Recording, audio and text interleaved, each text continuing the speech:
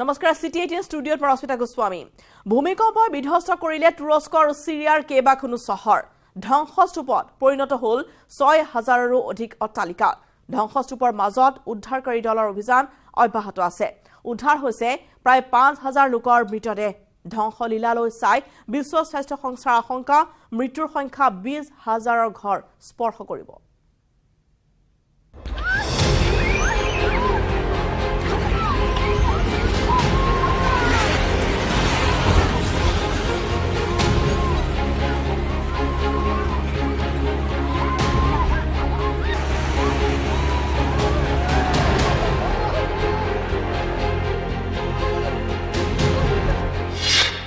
শতিকাৰ অন্যতম মৃত্যু বিভীষিকা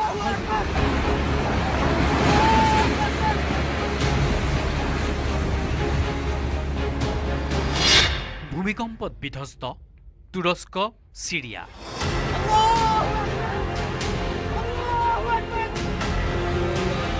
মধ্যপ্ৰাচ্যৰ দেশ দুখনত চাৰিওফালে কেৱল মৃত্যুৰ বিভীষিকা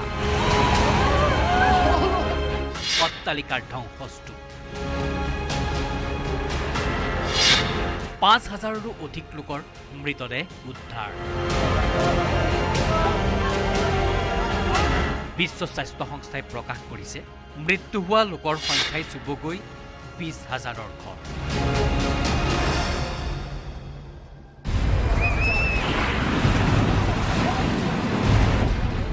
এই বৃহৎ পৰিসংখ্যা প্ৰকাশৰ আঁৰত দুয়োখন দেশতে ভূমিকম্পই সৃষ্টি কৰা ধ্বংসলীলা প্ৰথমে চাওক এইখন ছবি সোমবাৰৰ ছবি ভূমিকম্পৰ পিছৰ ছবি চাওক কেনেদৰে নিমিষতে ভাগি পৰিছে এটা অট্টালিকা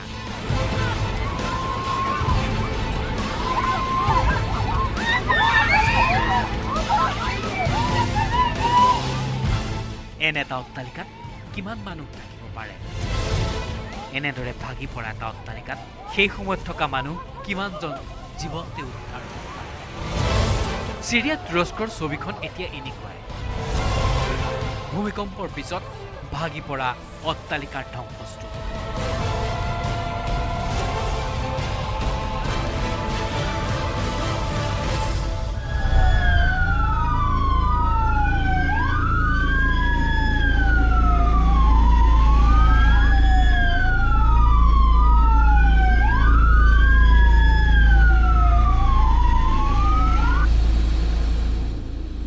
তুৰস্ক আৰু সিৰিয়াত ভূমিকম্পই কোবাই যোৱা প্ৰায় ২০খন চহৰত ৬,০০০ৰো অধিক সৰু বৰ অট্টালিকা ভাগি পৰিছে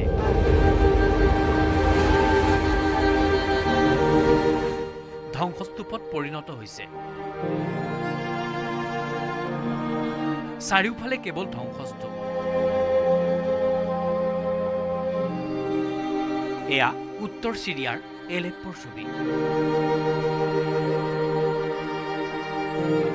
ধ্বংসস্তূপৰ মাজত এস্কেভেটৰ চলিছে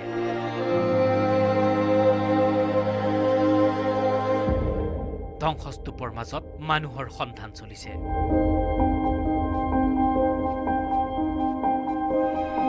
তুৰস্কৰ ভূমিকম্পৰ অভিকেন্দ্ৰ অঞ্চল গাজিয়ান্তেপত ভাগি পৰিছে ২০০০ বছৰ পুৰণি ঐতিহাসিক গাজিয়ান্তেপ দুৰ্গ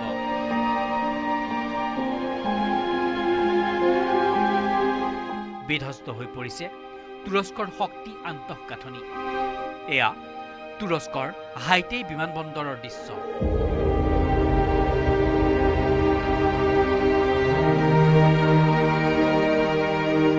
সুদীৰ্ঘ ৰানৱেত দেখা গৈছে বৃহৎ ফাট এতিয়ালৈ প্ৰায় ৫,০০০ লোকৰ মৃতদেহ উদ্ধাৰ হৈছে উদ্ধাৰ কাৰ্য চলিয়ে আছে ভাৰতকে ধৰি বিভিন্ন দেশে উদ্ধাৰকাৰীৰ দল প্ৰেৰণ কৰিছে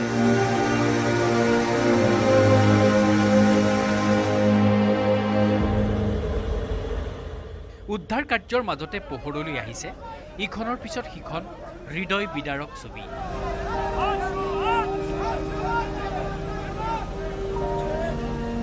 তুৰস্কৰ হাতেত চলি থকা উদ্ধাৰ অভিযানত ধ্বংসস্তূপৰ পৰা উদ্ধাৰকাৰীৰ দলে উদ্ধাৰ কৰে এটি শিশু শিশুটো উদ্ধাৰৰ পিছতে উদ্ধাৰকাৰীৰ দলক প্ৰশ্ন মোৰ মাক এয়া মাত্ৰ এখন ছবি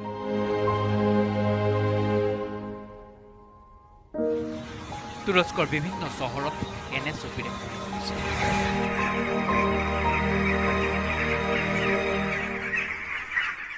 কোনোমতে প্ৰাণ ৰক্ষা পৰাজনে আপোনজনক বিচাৰি হাহাকাৰ কৰিছে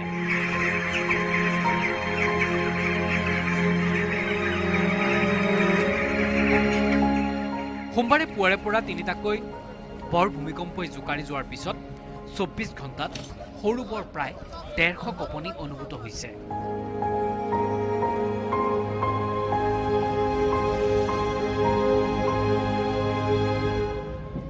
আৰু ভূতৰ ওপৰত দানহ পৰা দি তুৰস্কৰ তাপমাত্ৰা 0 ডিগ্ৰী কাষ চাপিছে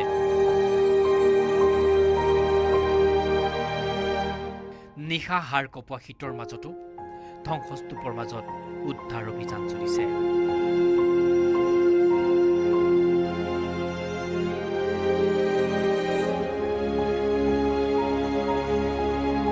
শতিকাটোৰ অন্যতম বৃহৎ দুৰ্যোগৰ মুখামুখি হৈছে মধ্যপ্ৰাচ্যৰ দেশ দুখন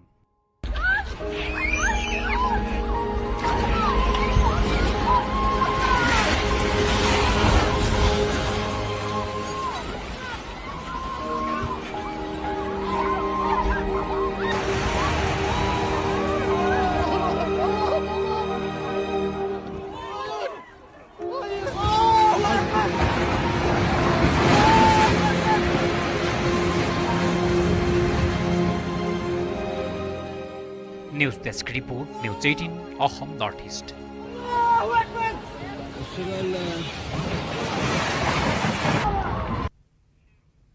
আইছে ব্ৰেকিং নিউজ ধুবুৰী চাপৰত বিবাহ যাত্ৰীৰ বাহন দুৰ্ঘটনাত পতিত দুৰ্ঘটনাত কিশোৰী সহ থিতাতে নিহত হৈছে দুজন নিহত কিশোৰীগৰাকীৰ নাম হৈছে তানিছা নেকিব আহমেদ নামৰ এজন যুৱক হৈছে নিহত বাছ যাত্ৰীবাহী বাছৰ সৈতে সংঘৰ্ষ হৈছিল বিবাহ যাত্ৰীৰ বলেৰো বাহনখন কৃষ্ণাইৰ পৰা ধুবুৰী অভিমুখী আছিল বিবাহ যাত্ৰীৰ বলেৰো বাহনখন ধুবুৰীৰ পৰা গোৱালপাৰা অভিমুখী আছিল বাছখন দুৰ্ঘটনাত আহত হৈছে কেইবাজনো যাত্ৰী আহতসকলক ভৰ্তি কৰা হৈছে হাস্পতালত পুনৰবাৰ জনাও যে ধুবুৰী চাপৰত বিবাহ যাত্ৰীৰ বাহন দুৰ্ঘটনাত পতিত দুৰ্ঘটনাত কিশোৰী সহ থিতাতে নিহত হৈছে দুজন নিহত কিশোৰীগৰাকীৰ নাম তানিছা নেকিব আহমেদ নামৰ এজন যুৱক হৈছে নিহত যাত্ৰীবাহী বাছৰ সৈতে সংঘৰ্ষ বিবাহ যাত্ৰীৰ বলেৰো বাহন কৃষ্ণাইৰ পৰা ধুবুৰী অভিমুখী আছিল বিবাহ যাত্ৰীৰ বলেৰো বাহনখন ধুবুৰীৰ পৰা গোৱালপাৰা অভিমুখী আছিল এই বাছখন দুৰ্ঘটনাত আহত হৈছে কেইবাজনো যাত্ৰী আহতসকলক ভৰ্তি কৰোৱা হৈছে হাস্পতালত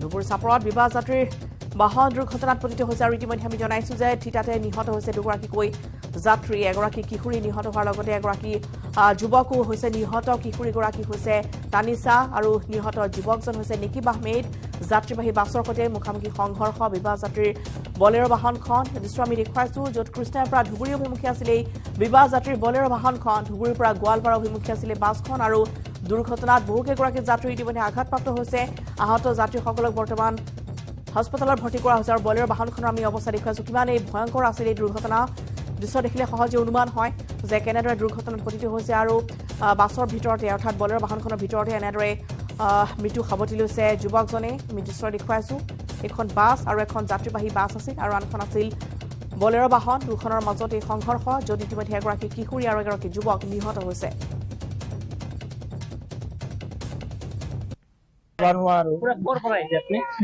মই গাঁৱৰ ঘৰত আছিলো বিয়া নিমন্ত্ৰণ দিছিল মানে বিয়াত যাই আছিলো বিয়াত যাই থকা অৱস্থাত মানে গাড়ী মোটামুটি 14খন মান যাই আছে কিবা চাউণ্ড পালো গাড়ীত লাইট খুন্দা খাল নেকি ইয়াত আহি সেনা পাছত গাড়ীখনত দৌৰি দৌৰি আহিছো মোৰ ল'ৰাটোতো গাড়ীখনত আছিল ইটো যিটো মানে ডেড বডি হৈছে মোৰ ল'ৰাটো আছে মই আহি না দেখো যে মোৰ ল'ৰাটো তাৰমানে ইয়াত খুন ওলাই আছে ভৰিত দুখ পাইছে মই তাৰ পৰা অসমকাতে আহি কেনে দেখিলো দুজন মৃত্যু আৰু মোৰ ল'ৰাটো মানে এটা মালিকে নাম ক'ব পাৰো তানিছা মোৰ বিয়াৰ জামাইৰ ছোৱালী আমি গৈ আছিলো কৃষ্ণাইৰ পৰা ধুবুৰী আমি বিয়াত যাম আৰু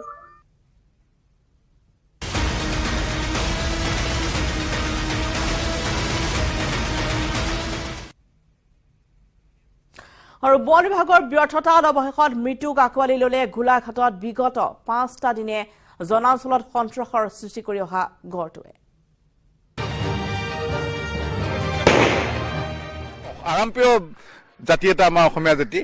সেইদিনে গড় 5 দিন কোনোবা পকা মিস্ত্ৰী কামলৈ যোৱা নাই, কোনোবা কাঠৰ মিস্ত্ৰী কামলৈ যোৱা নাই, কোনোবা হাজিৰা কৰা মানুহ হাজিৰা কৰিবলৈ যোৱা নাই, খালি গড়ৰ পাছতে ঘূৰি ফুৰিছে। আজি সেই গড়টো মানুহে ডিষ্টাৰ্ব নকৰাহেঁতেন, মোৰ যদি বাৰীৰ পাছফালে গড় এটা চৰি ফুৰে, কিমান মোৰ গৌৰৱৰ কথা। এটা গড়ক 5 দিনে পাব্লিকে অত্যাচাৰ কৰি তিলকে মাৰিলে।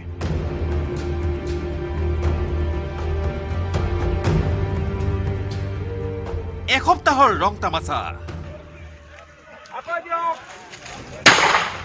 পৰিণতিত এশিঙীয়াৰ মৃত্যু।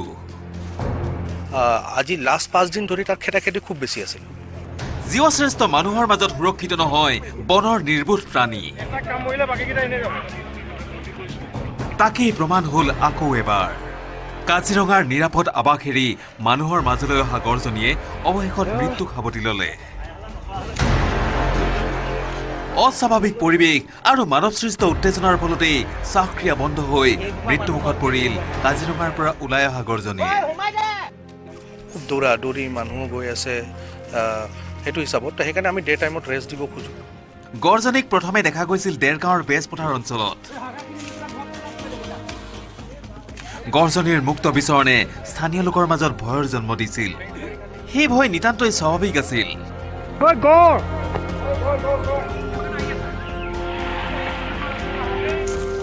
সন্ত্ৰস্ত হৈ পৰা মানুহে নিৰাপদ স্থানৰ পৰা নিৰীক্ষণ কৰি গড়জনীক কৌশলেৰে ওলাই যাবলৈ দিয়াটোৱেই উচিত কাম আছিল। কিন্তু গড়জনীক খেদাৰ নামত মানুহে আদিমযুগীয় বন্য উল্লাস দেখুৱাই ফটকা গুলী ফুটুৱাই এনেকৈ ভয় খুৱালে, যাৰ বাবে শ্বাসক্ৰিয়া বন্ধ হৈ গড়জনীয়ে সাৱটি ল'লে কৰুণ মৃত্যু। আৰু সেইটোৰ কাৰণে মেইনলি কাৰ্ডিক আৰু পালমনাৰী এৰেষ্ট হৈছিল। গড়জনী বনকৰ্মীৰ গুলীত আঘাতপ্ৰাপ্ত হৈছিল নেকি? বুলেটৰ ইঞ্জুৰি নাছিলে বা কোনো গুলীবিদ্ধ হোৱা নাছিলে। খাদ্যৰ অভাৱত মৃত্যু ঘটিছিল নেকি গড়জনীৰ? খোৱাৰ কমি নাছিলে, যিহেতু ষ্টমাক ফুল আছিলে তাৰ। গড়জনী গৰ্ভৱতী আছিল নেকি? প্ৰেগনেণ্ট নাছিলে, very young, like 5 years of age female আছিলে। নাই, গুলীৰ আঘাত নাই, কাঁটাতাৰত আচুৰ খাইছিল, খাদ্যৰ অভাৱতো ভোগা নাছিল বা গড়জনী গৰ্ভৱতীও নাছিল। একমাত্ৰ ভয়ৰ বাবেই শ্বাসক্ৰিয়া বন্ধ হৈ পৰাৰ সন্দেহ চিকিৎসকৰ। আজি লাষ্ট 5 দিন ধৰি তাৰ খেতি খুব বেছি আছিল। খুব দৌৰি মানুহ গৈ আছে সেইটো হিচাপত, সেইকাৰণে আমি ডে টাইমত ৰেষ্ট দিব খোজোঁ। আৰু দিনৰ সময়ত আমি ভিডিঅ' পাইছোঁ যোনটো এনেকুৱা হৈ আছে। উদ্বিগ্নতাৰ বাবে শ্বাসক্ৰিয়া বন্ধ কেনেকৈ হয় তাৰো ব্যাখ্যা দিলে চিকিৎসকে।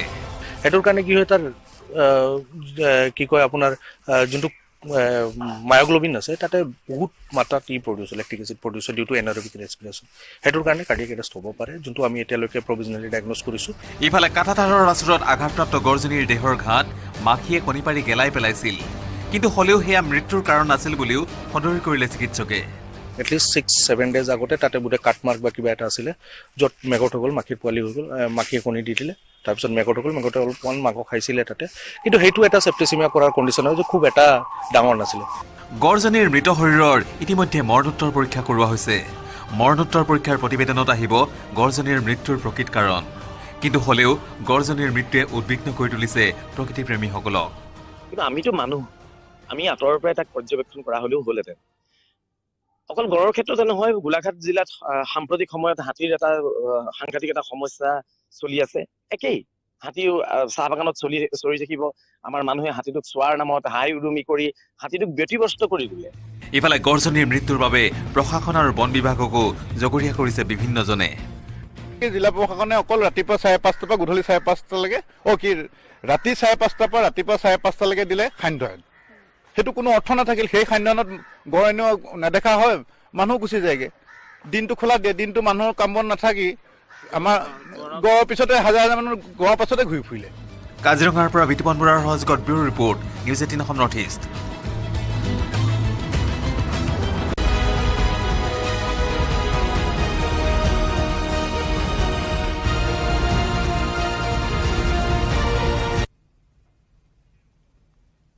শীঘ্ৰে উত্তৰ পূবৰ 3খন ৰাজ্যৰ বিধানসভা নিৰ্বাচন ত্ৰিপুৰা মেঘালয় আৰু নাগালেণ্ডত ইতিমধ্যে তুংগত উঠিছে নিৰ্বাচনী প্ৰচাৰ অভিযান ক্ষমতা দখলৰ যুঁজত নামি পৰিছে BJP Congress TMC CPIM Tripura people's ফ্ৰণ্টকে ধৰি অধিকাংশ ৰাজনৈতিক দল আজি ত্ৰিপুৰাত সমূহ সমৰত অৱতীৰ্ণ হ'ল তৃণমূল কংগ্ৰেছৰ নেত্ৰী মমতা বেনাৰ্জী আৰু বিজেপিৰ দুই শীৰ্ষ নেতা ৰাজনাথ সিং আৰু যোগী আদিত্যনাথ আজি আগৰতলাত উপস্থিত হৈ কেইবাখনো সভাত অংশগ্ৰহণ কৰি বিজেপিক আক্ৰমণৰ লক্ষ্য কৰি লয় মমতা বেনাৰ্জীয়ে উল্লেখ্য যে এইবাৰ ত্ৰিপুৰা দখলৰ যুঁজত নামি পৰিছে তৃণমূল কংগ্ৰেছ 5 বছৰীয়া বিজেপি কাৰ্যকালত ত্ৰিপুৰাত সাধাৰণ জনতা নিৰাপত্তাহীনতাত ভুগিছে বুলি সমালোচনা কৰি মমতা বেনাৰ্জীয়ে গেৰুৱাল দলটোক উৎখাত কৰিবলৈ জনতাক আহ্বান জনায় ইফালে যোগী আদিত্যনাথ আৰু প্ৰতিৰক্ষা মন্ত্ৰী ৰাজনাথ সিঙেও সমান্তৰাল প্ৰচাৰ চলাই উন্নয়নৰ স্বাৰ্থত পুনৰ বিজেপিক ভোট দিবলৈ আহ্বান জনায় ত্ৰিপুৰাত দ্বিতীয়বাৰৰ বাবে ক্ষমতা দখল কৰিবলৈ উঠি পৰি লাগিছে বিজেপি নেতৃবৰ্গ সোমবাৰে কেন্দ্ৰীয় গৃহমন্ত্ৰী অমিত শ্বাহ অসমৰ মুখ্যমন্ত্ৰী হিমন্ত বিশ্ব শৰ্মাই নিৰ্বাচনী প্ৰচাৰ চলোৱাৰ পিছত আজি ত্ৰিপুৰাত উপস্থিত হয় কেন্দ্ৰীয় প্ৰতিৰক্ষা মন্ত্ৰী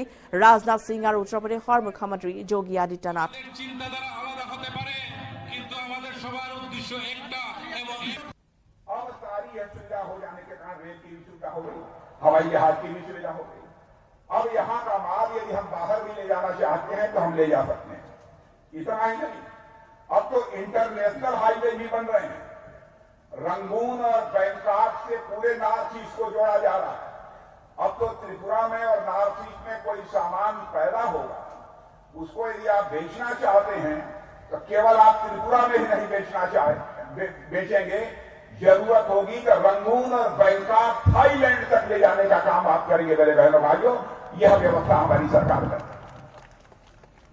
इतने बड़े परिवर्तन हमारी सरकार ने किया है अब इंटरनेशनल ट्रेड का एक बड़ा गेटवे बढ़ने की तरफ हमारा यह त्रिपुरा राज्य तेजी के साथ आगे बढ़ रहा है त्रिपुरा में पहले कितने मेडिकल कॉलेज थे विप्रो जी त्रिपुरा में कितने मेडिकल कॉलेज थे पहले CPM के राज्य अब 3 हो गए और मैं हमारी सरकार का फैसला है मोदी जी ने कहा है हमारे हिंदुस्तान का एक भी जिला नहीं बचना चाहिए जहां पर भी मेडिकल कॉलेज ফেস তো করতে হবে বিজেপি সরকার ডাবল ইঞ্জিন তো দিল্লিও ডুবিয়ে দিয়েছে তো ত্রিপুরাকে কি করে বাঁচাবে ডাবল ইঞ্জিন সরকার ইলেকশন আসলে ওদের দেখা পাবেন আর ইলেকশন না থাকলে তোমার দেখা নাই গো তোমার দেখা নাই আর কোনো পাত্তা পাবেন না তার কারণ তখন ওরা উধাও ইলেকশনের জন্য জান প্রাণ লাগাবে ধনে মানে প্রাণে আর আমরা তো বাংলায় বলি এখানে সিপিএম কংগ্রেস অ্যালাইনমেন্ট রয়েছে আর বাংলায় জেনে রাখুন আমরা বলি রাম বাম শ্যাম জগাই মাথায় গদাই বিজেপি সিপিএম আর কংগ্রেস তিনজনে এক হয়ে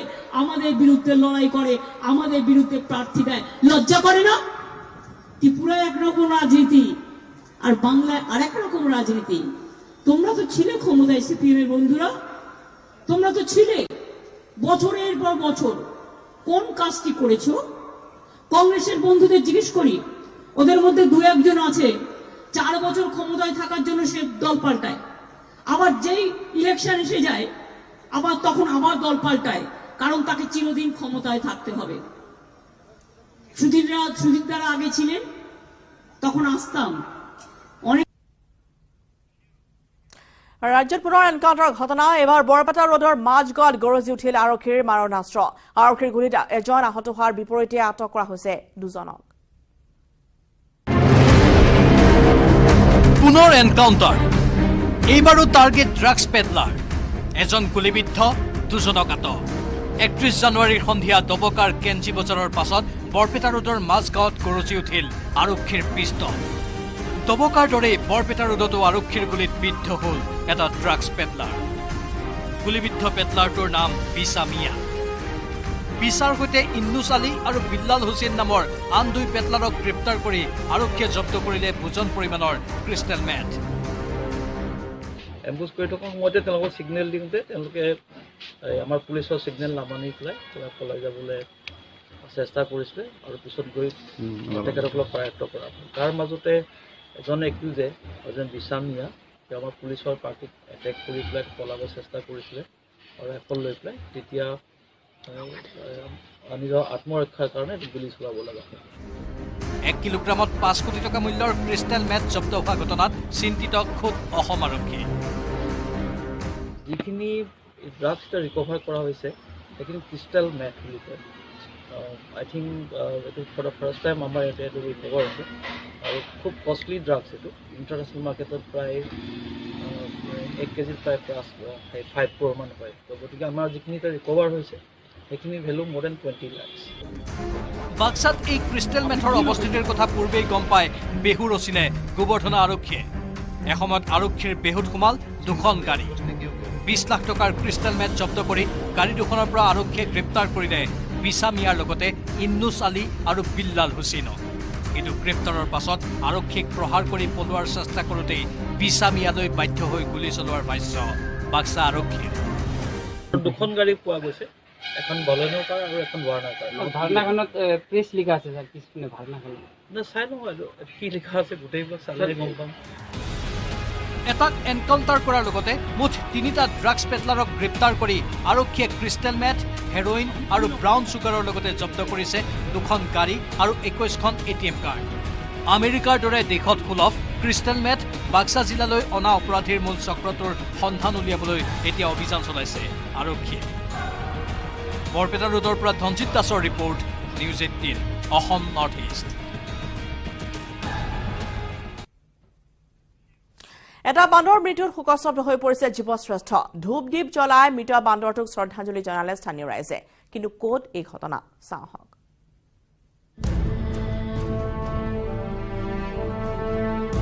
ৰাজ্যৰ এটা প্ৰান্তত ধূপ দ্বীপ জ্বলাই ফুল ছটিয়াই মৃতকৰ আত্মাৰ সদগতি কামনা কৰা হৈছে। অঞ্চলজুৰি পৰিছে শোকৰ ছাঁ। অৱশ্যে এয়া কোনো মানুহৰ মৃত্যু নহয়, মৃত্যু হৈছে এটা বান্দৰৰ। হুজাইৰ বিষ্ণুপল্লী অঞ্চলত বিগত 2 মাহ ধৰি ঘূৰি ফুৰি থকা এই বান্দৰটো বিদ্যুতৰ তাঁৰত লাগি আকস্মিকভাৱে মৃত্যুমুখত পৰে আৰু তাৰ পাছতেই অঞ্চলজুৰি সৃষ্টি হয় শোকাকুল পৰিৱেশৰ। ইয়াতে কিবা কাৰেণ্টৰ শ্বৰ্ট খাই পেলাই পৰি গ'ল তলত। কেইটা আছিলে বান্দৰ? কেইটা এটাই আছিলে। এটাই আছে। ডাঙৰ আকাৰৰ নেকি? ডাঙৰ আকাৰৰ। কিমান দিন ধৰি এই অঞ্চলত আছে? এই অঞ্চলততো নাছিলে, আজি আহিছে চাগে। আজি আহিছে চাগে। মই কিন্তু দেখা নাই, মই পিছত গৈছোঁ, গৈ পেলাই দেখি তলত পৰি আছে। মানে 220 ভল্টৰ তাঁৰত লাগে? হয়। শ্ৰদ্ধাঞ্জলি জনাইছে নেকি? জনাইছে। আৰু অঞ্চলটোৰ লোকে বান্দৰটোক ধূপ দ্বীপ জ্বলাই ফুল ছটিয়াই শ্ৰদ্ধাঞ্জলি জ্ঞাপন কৰে।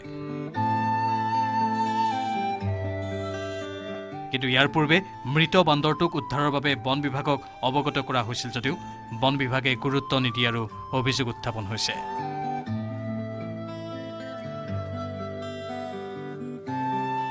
হুজাইৰ পৰা প্ৰণৱ শৰ্মাৰ report, news 18 Assam north east.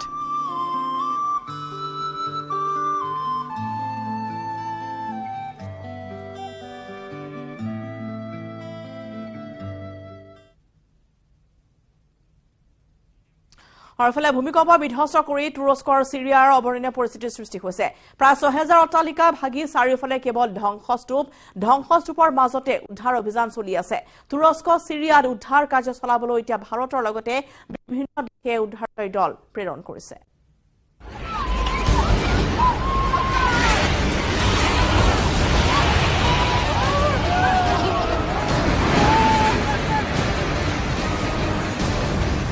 দুৰ্গতক সহায়ৰ বাবে তুৰস্কলৈ ভাৰতীয় উদ্ধাৰকাৰী দল। সাহায্য সামগ্ৰীসহ ভাৰতীয় বায়ুসেনাৰ এখন বৃহৎ বিমান। NDRFৰ মুখ্য কাৰ্যালয়ৰ পৰা 100 এজনীয়া এটা বৃহৎ দলে উৰা মাৰিছে। লগত লৈ গৈছে উদ্ধাৰ কাৰ্যত সহায়ক হোৱাকৈ ডগ স্কোৱাড, চিকিৎসা সামগ্ৰীকে ধৰি বিভিন্ন সামগ্ৰী। গাজিয়াবাদৰ 8 APBN, কলকাতাৰ 2nd APBNৰ জোৱানে কৰিব সহায়। ভাৰতীয় স্থল সেনায়ো তুৰস্কলৈ 89 জনীয়া এটা দল প্ৰেৰণ কৰিছে। 30খন চিকিৎসা বেড সহ চিকিৎসা বিশেষজ্ঞ, এক্সৰে মেচিন, ভেণ্টিলেটৰ, অক্সিজেন উৎপাদন প্ৰকল্পলৈ উৰা মাৰিছে তুৰস্ক। ভাৰতে অধিক উদ্ধাৰকাৰী দল তথা সাহায্য সামগ্ৰী প্ৰেৰণৰ বাবেও সাজু হৈছে কেৱল ভাৰতেই ভূমিকম্পই বিধ্বস্ত কৰা তুৰস্ক চিৰিয়াত উদ্ধাৰ অভিযানৰ বাবে বিভিন্ন দেশে উদ্ধাৰকাৰী দল প্ৰেৰণ কৰাৰ লগতে প্ৰেৰণ কৰিছে সাহায্য সামগ্ৰী ইৰাণ ইৰাক ব্ৰিটেইন আমেৰিকা ৰাছিয়াকে ধৰি বিভিন্ন দেশে সহায় আগবঢ়াইছে যুদ্ধগতিৰে উদ্ধাৰ আৰু সাহায্য অভিযান চলিছে তুৰস্ক আৰু চিৰিয়াত পানী আৰু কৃত্ৰিম অক্সিজেনৰ অভাৱত বাৰে বাৰে উদ্ধাৰ অভিযানত ব্যাহত হৈছে পানীৰ অভাৱত মৃতকৰ সংখ্যা বৃদ্ধি হৈছে ধ্বংসস্তূপৰ তলত আবদ্ধ লোকসকল অক্সিজেনৰ অভাৱত ভুগিছে তাৰ মাজতো নিজ দেশৰ উদ্ধাৰকাৰীৰ লগতে বিভিন্ন দেশৰ পৰা যোৱা উদ্ধাৰকাৰী দলে দিনে নিশাই অভিযান চলাই আছে কেৱল তুৰস্কতে নহয় চিৰিয়াতো ভিন্ন দেশে উদ্ধাৰ কাৰ্যত সহায় কৰিছে ৰাছিয়াৰ ৩০০জনীয়া এটা উদ্ধাৰকাৰী দলে চিৰিয়াৰ ধ্বংসস্তূপৰ মাজত উদ্ধাৰ অভিযান চলাইছে আমেৰিকাই ৭৯জনীয়া উদ্ধাৰকাৰীৰ দুটা গোট তুৰস্কলৈ প্ৰেৰণ কৰিছে ইউৰোপীয় সংঘৰ ১৩খন দেশে একেলগে উদ্ধাৰকাৰীৰ এটা বৃহৎ দল প্ৰেৰণ কৰিছে সংযুক্ত আৰৱ আমিৰশ্বাহীয়ে প্ৰেৰণ কৰিছে অস্থায়ীভাৱে স্থাপন কৰিব পৰা চিকিৎসালয়ৰ সামগ্ৰী ইয়াৰ মাজতে হাজাৰ হাজাৰ লোকৰ মৃত্যুত তুৰস্কত ৭দিনীয়া শোক ঘোষণা কৰিছে ভিন্ন দেশৰ সাহায্য সহযোগিতাৰে তুৰস্ক চিৰিয়াত চলিছে উদ্ধাৰ অভিযান news desk report news 18 Assam north east চঞ্চলা ফাগুন অহাৰ পূৰ্বে আৰম্ভ হ'ল প্ৰেমৰ সপ্তাহ ৰ'জ ডেৰে আৰম্ভ হ'ল ভেলেণ্টাইন সপ্তাহ 14 ফেব্ৰুৱাৰীলৈ এতিয়া অপেক্ষা সকলো প্ৰেমিক প্ৰেমিকাৰ চিটি 8 নম্বৰ বিদায় লৈছো তাৰ পূৰ্বে আগবঢ়াই থৈ গৈছো এই প্ৰতিবেদন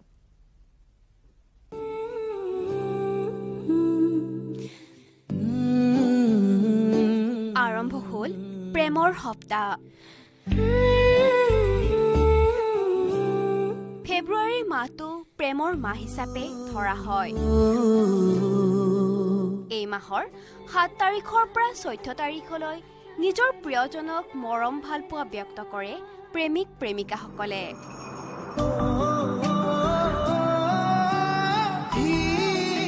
আজি ৰ'জ ডে ভেলেণ্টাইন সপ্তাহৰ প্ৰথমটো দিন এই দিনটোত প্ৰেমিক যুগলে ইজনে সিজনক ৰঙা গোলাপ ফুল প্ৰদান কৰে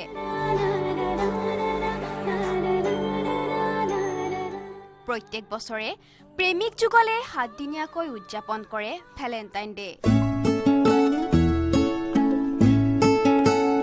কিন্তু প্ৰতিটো দিনৰ তাৎপৰ্য তথা পৰিভাষা পৃথক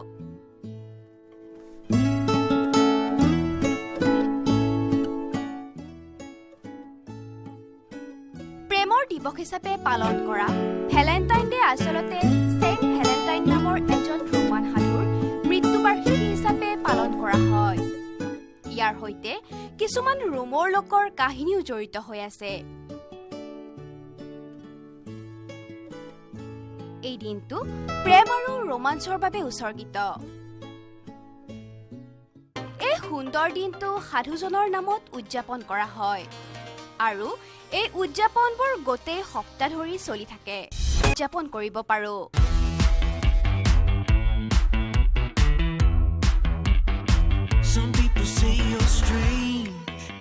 news desk report news 18 Assam north east কেৱল ষ্ট্ৰং নহয় মাইথান ষ্ট্ৰং